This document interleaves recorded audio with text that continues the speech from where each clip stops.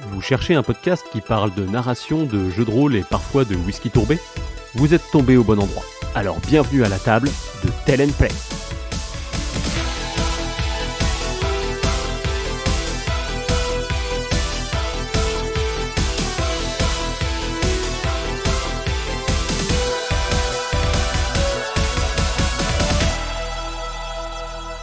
Salut et bienvenue à vous dans ce petit format très court ou presque. Vous vous doutez bien qu'avec un titre comme La Rustine, vous allez avoir droit à un petit quelque chose de plus, mais aussi un petit quelque chose de moins. Alors on va commencer par le patch que comporte cet épisode. Ce sont des réflexions que je me suis faites après avoir enregistré et qui me semblent intéressantes à soulever, au moins pour 2 points. Par rapport à l'épisode 6, donc Zizanie irlandaise, dans lequel les personnages étaient du coup confrontés d'une part à des dilemmes internes au groupe et d'autre part à des gardes d'Alderic. Alors sur le premier point, il y a ces fameux gardes justement qui se sont fait démonter par Aisling et Sloane. Alors il y a un truc un peu jouissif, je l'ai senti dans le fait de rendre les coups enfin pour les joueurs et de leur casser la figure. Je regrette juste de ne pas avoir été assez réactif à ce moment-là pour leur rappeler que ces PNJ sont des hommes comme les autres et qu'ils ont peut-être des femmes et des enfants qui les attendent à Cabrales, en tout cas pour certains, et que c'est pas juste un tas de viande à dépecer. Dans l'ensemble, j'essaye de toujours faire attention à ça, mais là ça m'a échappé.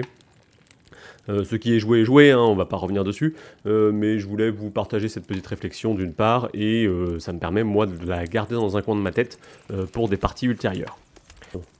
Le second point, et le développement risque d'être un peu plus long pour le coup, c'est le petit drama entre les personnages qui a eu lieu autour des non-dits, des mensonges, en tout cas entre les 3 personnages masculins et Aisling. C'est le genre de situation qui est toujours un peu délicate à gérer en JDR, car si le personnage se vexe, il faut quand même éviter que ce soit le cas de son interprète, et si dispute il y a entre les personnages, il ne faut pas que ça s'envenime au point qu'un PJ n'ait plus rien à faire avec les autres. C'est possible, mais voir un joueur rester sur le banc de touche car son perso a quitté le groupe à cause d'une dispute, pour moi c'est problématique, c'est pas le but du jeu, donc on peut avoir des petites frictions, on peut avoir des désaccords, on peut avoir des points de vue différents sur une question, mais il faut que ça permette de rebondir, d'amener du jeu et toujours trouver un nouveau moyen de ressouder le groupe. Là en l'occurrence c'est ce qui s'est passé avec la petite bagarre derrière, donc du coup ça va, ça s'est bien goupillé. Mais voilà, donc il faut faire attention.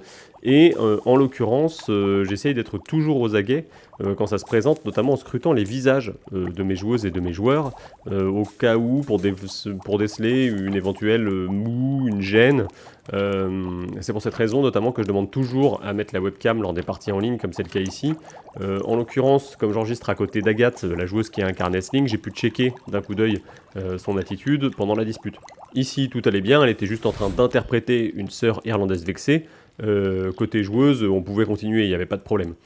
Ce petit check, je le fais avec tout le monde, et je le fais encore avec ce groupe de joueurs. Pourtant, c'est mon groupe de joueurs historique avec lequel je joue depuis très longtemps, peut-être depuis toujours.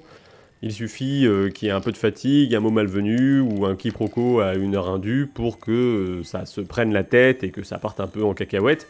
Pourtant, ce sont des gens qui s'aiment beaucoup, mais voilà, on n'est jamais à l'abri de tout ça. C'est aussi notre rôle de MJ, de s'assurer que tout le monde s'amuse autour de la table et de gérer ces éventuels conflits. Alors, c'est pas rigolo, mais ça peut arriver.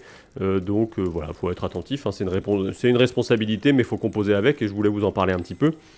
C'est à mon sens d'autant plus important d'être attentif à ce type de situation qu'ici on a un groupe constitué de 3 joueurs et une joueuse. Alors Agathe qui incarne Aisling, j'en ai discuté avec elle derrière, elle espérait qu'elle n'avait pas donné lieu à quelque chose comme le cliché de la femme hystérique qui s'emporte sans raison face aux 3 autres joueurs, qui pouvaient incarner une espèce de voix de la raison ou quoi que ce soit.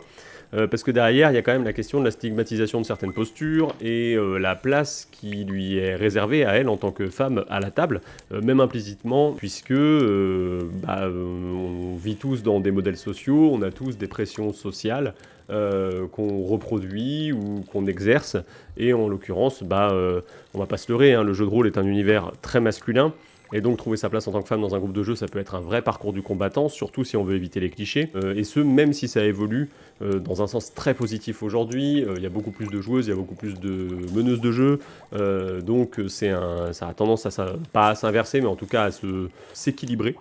Et Bah voilà, je voulais vous en toucher 2 mots parce qu'on espère avec Agathe du coup que la représentation des slings permet d'être dans ce mouvement-là et pas dans quelque chose d'un peu rétrograde.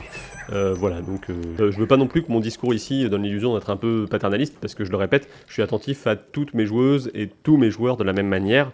Là, effectivement, il y a un point particulier qui est la place de la femme, mais en l'occurrence, voilà, c'est quelque chose, je fais attention à tout le monde.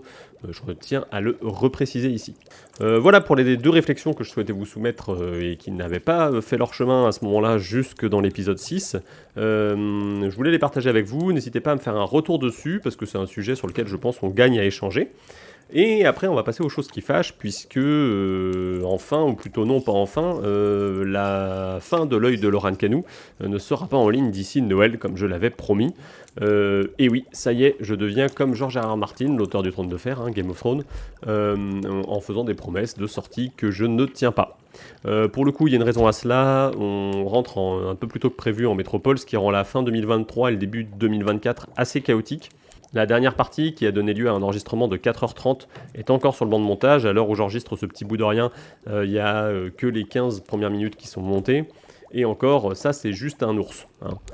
Alors l'ours, vous allez me dire, mais il est en train de nous spoiler la suite de l'histoire, va y avoir un plantigrade, enfin bon bref.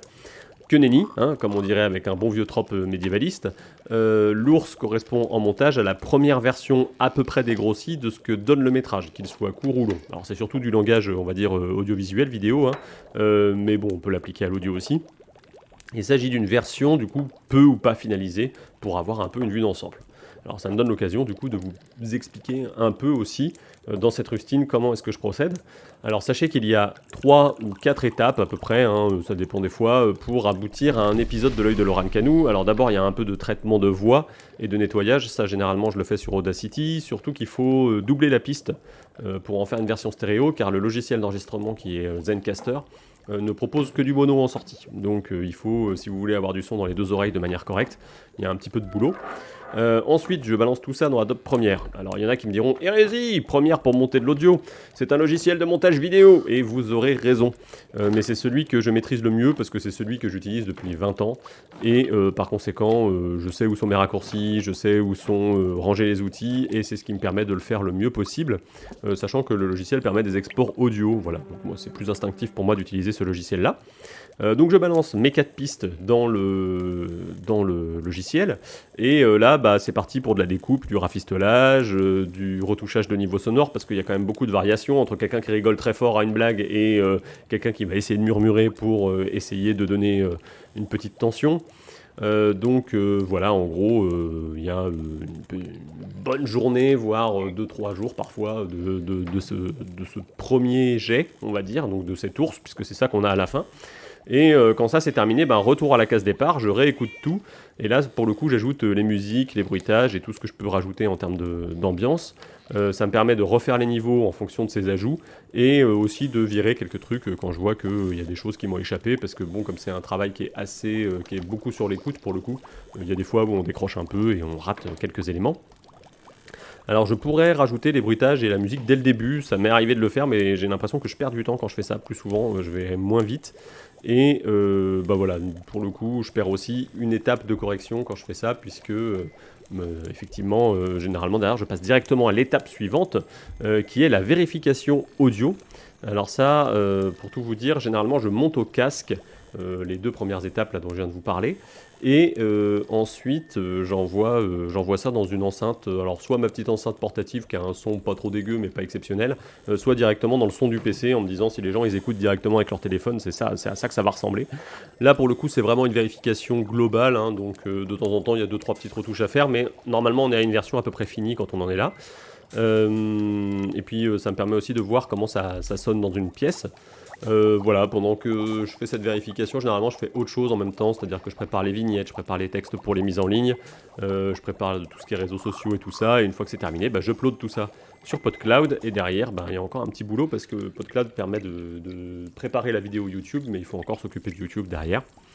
Voilà ce qu'on peut dire en somme sur le travail de post-production, donc après la partie, on peut l'appeler comme ça. Dans les faits, pour 2h30 de partie, il me faut bien 3-4 jours, donc là pour bien finaliser l'œil de Laurent Canou. Je pense que j'en ai pour une semaine au moins, avec un boulot un peu régulier.